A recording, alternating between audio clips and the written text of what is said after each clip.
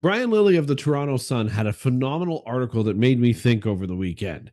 And let's talk about what might just be the most catastrophic self own in Canadian trade history. Because while Mark Carney, Prime Minister of Canada, campaigned on knowing Donald Trump personally, on being a master negotiator who could get things done with our largest trading partner to the south, the reality right now is quite the opposite. It's that Canada is being tariffed into oblivion.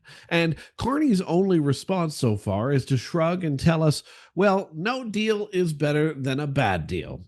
No deal is better than a bad deal? Are you kidding me? That's the kind of thing you say when you've already lost the game, when you've been outplayed and you know it, when you've been cut out of the conversation entirely. And make no mistake, Canada isn't just losing at the negotiating table right now. We're not even in the room anymore. Let's go. Welcome to Bakes on Things. Welcome back to Bakes on Things. I'm Chris Baker. Don't forget to like, subscribe, and comment. Join this conversation Friday night while most Canadians, including yourselves, were winding down for your week. Duties on softwood lumber, one of our most valuable exports, of course, jumped to a staggering 35.19%.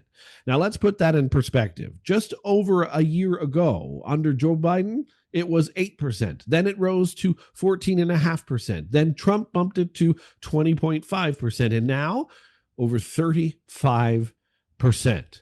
This is an industry-killing death knell. You can't just slap over a third of the product price in tariffs and expect the businesses to survive. You can't expect forestry towns in British Columbia, where mills are already struggling, to be able to keep the lights on. And yet, in the early hours after this devastating news broke, the Carney government had nothing to say. Not a statement to all of us, not a tweet, not even the standard, we're monitoring the situation. Just plain silence, which, let's face it, has been deafening. Meanwhile, BC's forestry minister called it absurd and reckless. And he's right.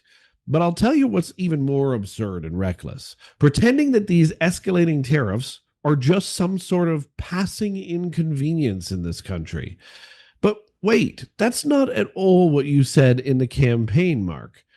Let's run through the scorecard, shall we? Because this isn't an isolated incident in really any way. Since Carney took office, tariffs on steel and aluminum have doubled from 25% to 50%.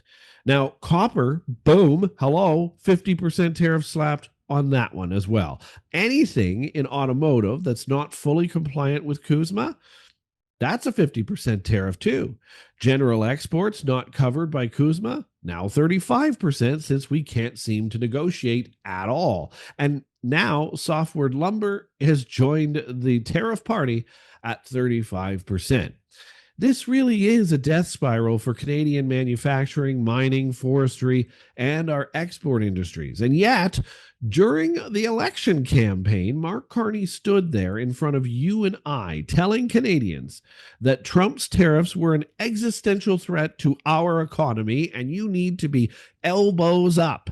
He said the U.S. president was trying to break Canada. He literally said those words. And what was his solution? Oh, don't worry, he'd personally negotiate a better deal because he's great at negotiating, and also because he knows Donald Trump very well.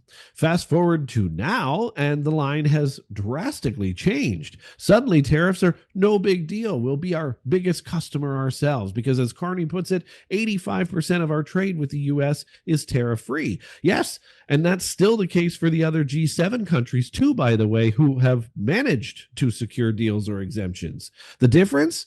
They're not staring down a barrel of escalating tariffs with no plan to stop them because they were able to go in, to cordially negotiate and not have Doug Ford calling them names and get a framework for a deal.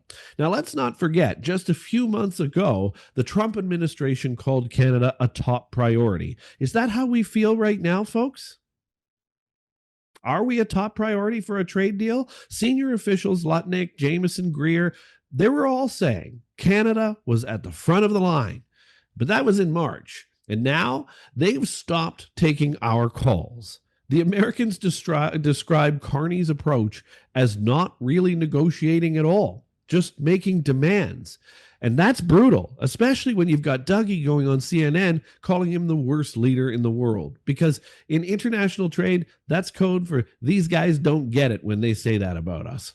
Every other G7 nation has closed a deal or is on their way to one. Mexico not only got a deal, they got an extension and an exemption from more tariffs for 90 days. And here we are, with our government patting itself on the back for holding firm on its principles, while our industries are absolutely bleeding jobs.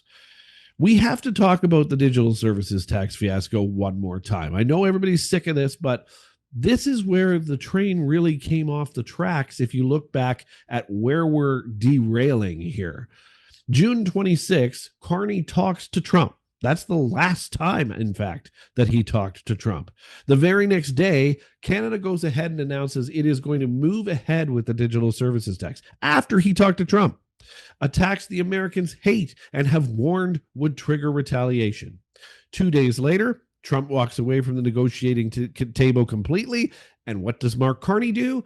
He bends over and cancels the digital services tax. What the heck happened there? So let's break that down. We picked a fight. We lost the fight. We backed down anyway and got punished with even more tariffs for our trouble. That's not negotiation. This is amateur hour in Canada. That's walking into a poker game, showing your hand, and then folding before the flop. What is literally happening here, and how is it that the mainstream media can possibly be supporting this anymore? Well, all of this is happening. Our economy is already wobbling. The latest jobs report shows 51,000 full-time jobs lost in a single month. That's not a number that you can just hand wave away, Mark. These are families without paychecks, communities losing their tax base, and industries that will take years, if they ever recover at all, to rebuild. Carney's slogan during the election was, a plan beats no plan. Well, I'd love to know what the plan is now, Mark, because whatever's on the table clearly isn't working. The no deal is better than a bad deal mantra that you've now got is a political fig leaf, a way to cover the fact that he's run out of moves. That's really what's happening. During the campaign, Carney whipped up fear about Trump's tariffs. He painted them as an economic Armageddon. He made you scared of the orange man from the South. And it was an Armageddon unless he was the one in charge, because he will fix it. He promised elbows up, hardball tactics, Canadian strength at the table. Now, faced with exactly the scenario he warned us about, he's changed his entire story. Now, tariffs aren't a problem, guys. We'll just be our best own customer. Now, 85% tariff-free trade is supposedly good enough. That's like saying, well, my house is only 15% on fire, so it's fine. The truth is, the Americans have Carney figured out, and they're playing the game beautifully against him. They know he's all talk. They know he folds under pressure, and they know that they can keep ratcheting up the pain until Canada either caves completely or becomes economically completely irrelevant. And that's where we are steamrolling toward. Here's the real question Canadians need to ask themselves. Is Mark Carney's team incompetent, or is this deliberate? Because this is starting to feel a little weird. Is this about failing to negotiate, or is this about sticking to a liberal ideological script, even if it means complete and utter economic suicide?